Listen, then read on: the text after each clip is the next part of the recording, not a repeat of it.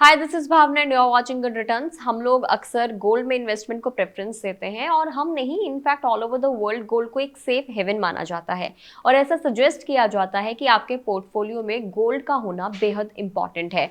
और सही भी है, क्योंकि गोल्ड ने कोविड के बाद से ही अगर हम लोग देख लें तो काफी अच्छा खासा रिटर्न भी दिया है। अप्रैल में सोने ने अपना ऑल टाइम हाई बनाया, जिसमें 75,000 का लेवल उसने टच किया था। लेकिन गोल्ड की बात करते हुए हम लोग चांदी को भूल गए और इधर चांदी ने सारे रिकॉर्ड्स तोड़ दिए। 16 मई को चांदी ने 87,000 रुपए का लेवल पार कर लिया है और अगर हम लोग आज की बात करें तो आज वो तकरीबन 89,000 रुपए के आसपास है। एंड ऐसा एक्सपेक्ट भी किया जा रहा है कि चांदी आने वाले कुछ वक्त में 1 लाख रुपए का लेवल क्रॉस कर लेगी। सोने के कंपैरिजन में चांदी ज्यादा महंगी हुई है। अगर हम 2 महीनों के दौरान देखें तो चांदी के रेट MCX पर 9,000 रुपए से ज्यादा बढ़ गए हैं। 15 मार्च 2024 को चांदी के रेट 77,023 रुपए प्रति किलोग्राम थे, जो कि अब 87,000 रुपए, और अगर हम आज की बात कर ले तो 89,000 के आसपास ये पहुंच चुके हैं। ऐसे में देखें तो सिल्वर की कीमतों ने 10,000 रुपए प्रति किलोग्राम के हिसाब से ज्यादा इसमें बढ़ोतरी देखने को मिली है। वहीं अगर हम गोल्ड के रेट्स देखें तो ये तकरीबन कुछ 72-73,000, और अगर हम आज की बात करें तो 74,000 रुपए के आसपास है। 15 मार्च को जो गोल्ड की कीमत थी वो 65,902 रुपए प्रति 10 ग्राम थी। तो इन 2 महीनों के दौरान अगर सोने के रेट में देखें तो तकरीबन 7,000 रुपए के आसपास की इसमें तेजी आई है। यानी कि अगर अब हम लोग कंपैरिजन करें तो सिल्वर ने ज्यादा रिटर्न दिया है। इसके अलावा एक और बात है, काफी सारे इन्वेस्टर्स जो हैं जो चांदी में निवेश करने की सलाह देते हैं, और इनमें से एक है रिच डैड और पुअर डैड वाले कियोसाकी, जो अक्सर चांदी में निवेश की बातें करते हैं। अगले 10 से 12 मिनटों में हम लोग मनोज कुमार जैन, जो कि पृथ्वी फिनमार्ट के डायरेक्टर हैं, हम उन्हीं से समझेंगे कि गोल्ड और सिल्वर में बेहतर क्या है, सिल्वर में निवेश कैसे करना है, आपको कितना करना है, कब करना है। तो चलिए उनसे जुड़ते हैं और उनसे डिटेल में इस बारे में बात करते हैं। Hello sir, hello, welcome to our show. Sir, मेरा पहला क्वेश्चन तो आपसे यही है कि चांदी ने अपना ऑल टाइम हाई लेवल जो है टच कर लिया और आज तकरीबन 89,000 रुपए के आसपास है। तो सबसे पहले तो आप यही बताइए कि चांदी में इस तेजी का कारण क्या है। इंटरनेशनल मार्केट में कल हमने देखा था कि सिल्वर जो है 13 ईयर्स के हाई पर पहुंचती हुई नजर आई थी, लेकिन भारतीय बाजारों में हमने देखा है कि यहाँ पे ऑल टाइम हाईज जो है कल बनते हुए देखे, और अभी हम 87,000 के स्तर के ऊपर यहाँ पे MCX का अगर जुलाई वायदा है तो बात करें तो वो ट्रेड कर रहा है। इसके पीछे मुख्य वजह यह है कि यहाँ पे एक तो जो डिमांड है वो काफी बेहतर है। इंडस्ट्रियल डिमांड के साथ साथ यहाँ इन्वेस्टमेंट डिमांड भी बेहतर होती हुई नजर आई है। साथ ही यहाँ पे यूएस फेड रेट कट की जो संभावनाएं है वो यूएस डेटा के बाद फिर एक बार बढ़ती हुई नजर आई है, और अब ये अनुमान लगाया जा रहा है कि शायद हम सितंबर मंथ से यूएस फेड की तरफ से ब्याज दरों में कटौती की शुरुआत होते हुए देखेंगे। तो मजबूत फंडामेंटल के साथ यहाँ पे रेट कट की जो संभावनाएं बढ़ती हुई नजर आई है, उसके चलते हमने देखा है कि चांदी में जो है मजबूती देखने को मिल रही है, और यहाँ पे एक स्ट्रॉन्ग मोमेंटम जो है सिल्वर में भी देखने को मिल रहा है। इन दिनों सोने और चांदी के रेट्स में देखें तो काफी होड़ लगी हुई है। कभी सोना अपना ऑल टाइम हाई पर पहुंच रहा है, कभी चांदी अपने ऑल टाइम हाई पर पहुंच रही है। लेकिन अगर निवेश के लिहाज से हम लोग देखें तो सोने और चांदी में आप बेटर इन्वेस्टमेंट किसको मानते हैं।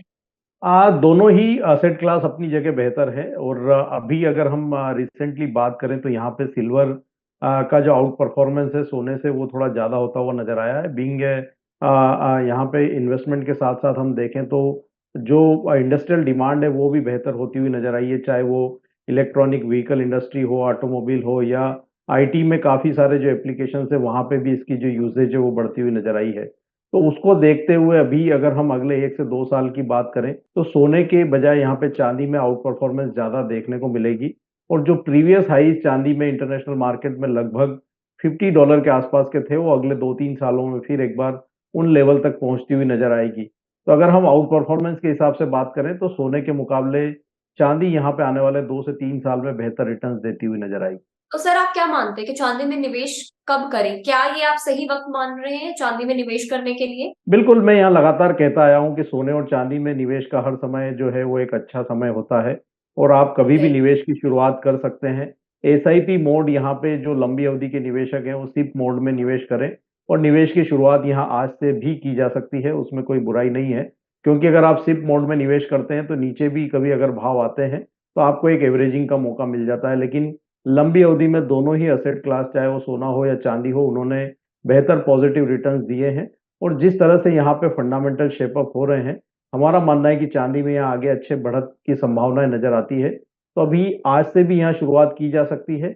एसआईपी मोड में करें, कोई गिरावट आए तो वहां पे और ऐड करें, और लंबी अवधि में निश्चित रूप से यहाँ बेहतर रिटर्न की संभावनाएं नजर आती है। आप एसआईपी की बात कर रहे हैं कि चांदी में एसआईपी के जरिए निवेश कर सकते हैं, क्योंकि हम लोग गोल्ड को इतना ज्यादा प्रेफरेंस देते हैं, तो बहुत सारे ऐसे लोग भी हैं जिनको यही नहीं पता कि आप फिजिकली चांदी खरीदने के अलावा और भी बहुत सारे तरीके होते हैं, ऑप्शंस होते हैं जिनके जरिए चांदी में निवेश किया जा सकता है। तो मैं चाहूंगी कि आप हमारे व्यूवर्स को थोड़ा सा डिटेल में बताएं कि कौन कौन से ऐसे तरीके हैं, ऑप्शंस हैं जिनके जरिए सिल्वर में इन्वेस्टमेंट किया जा सकता है।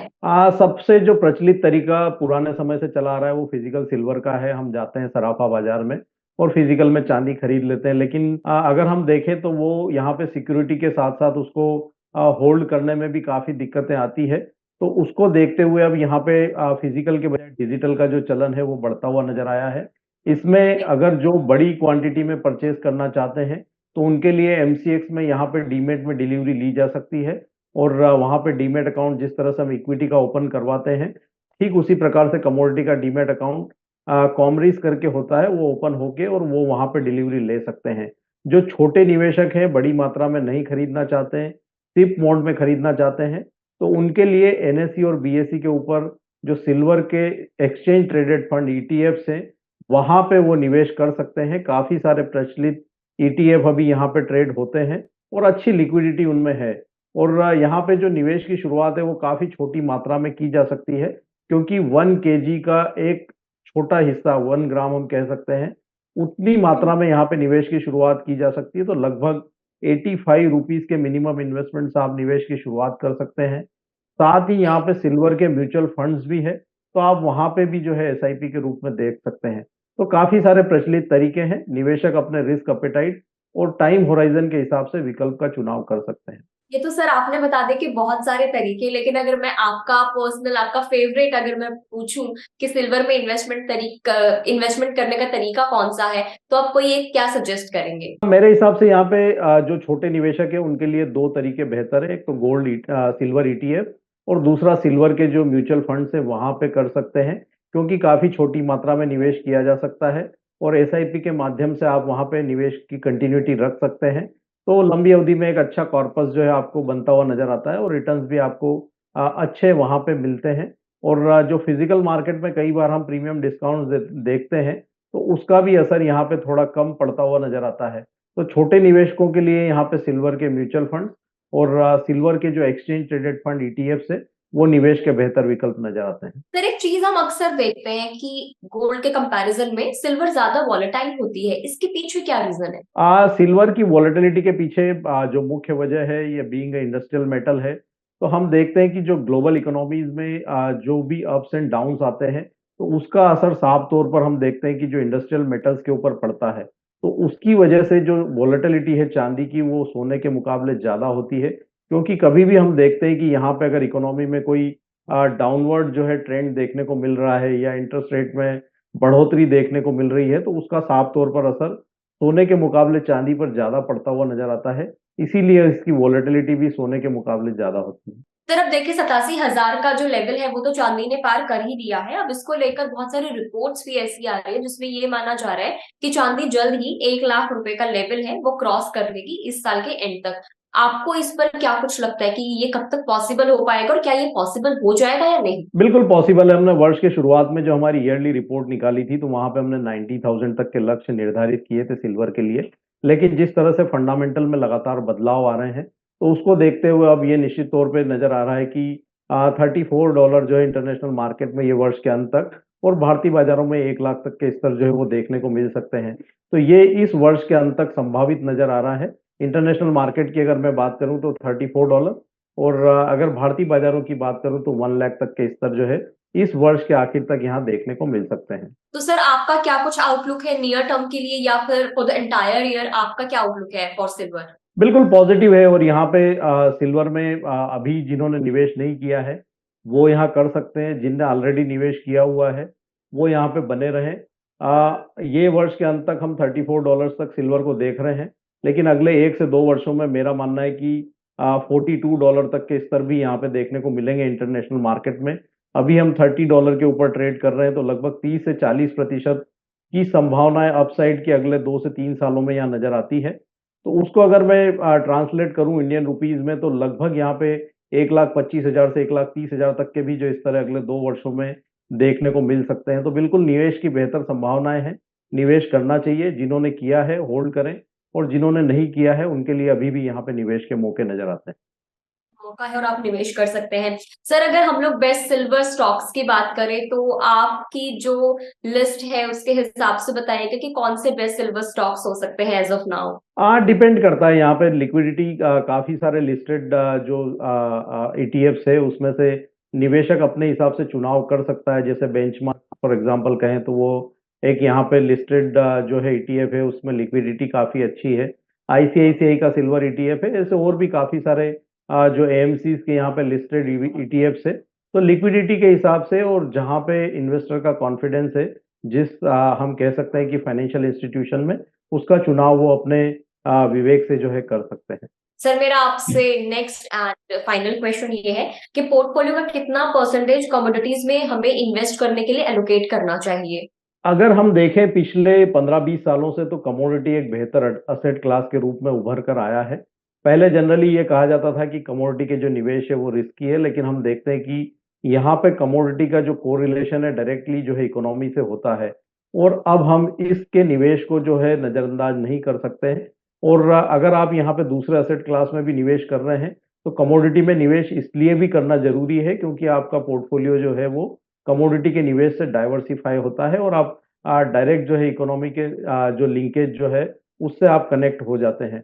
मेरा मानना है कि लगभग 15 से 20% का जो अलोकेशन है वो कमोडिटी में यहाँ पे होना चाहिए पोर्टफोलियो में। तो अगर हम बैलेंस की बात करें तो 15%, और मॉडरेट टू एग्रेसिव की अगर बात करें तो 20% तक के भी जो एलोकेशन वो कमोडिटीज में रखे जा सकते हैं, बेहतर डाइवर्सिफिकेशन के लिहाज। Thank you for the insight sir. बहुत अच्छा लगा आपसे बात करके, काफी यूजफुल इन्फॉर्मेशन आपने दी है।